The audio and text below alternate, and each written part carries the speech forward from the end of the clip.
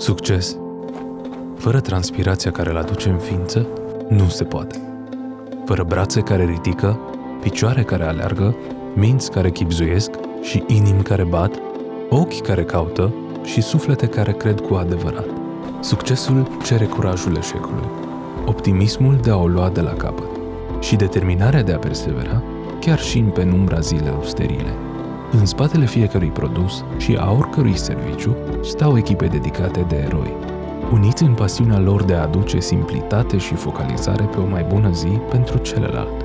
O rețea de artizani și meseriași care se bizuie pe priceperea și magia produsă de efect ca ei să-și o poată demonstra pe a lor.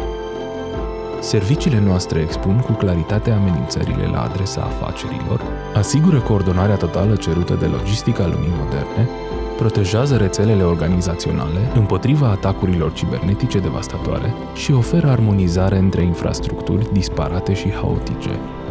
Pentru ca, indiferent de dezastrele confruntate, să poți livra.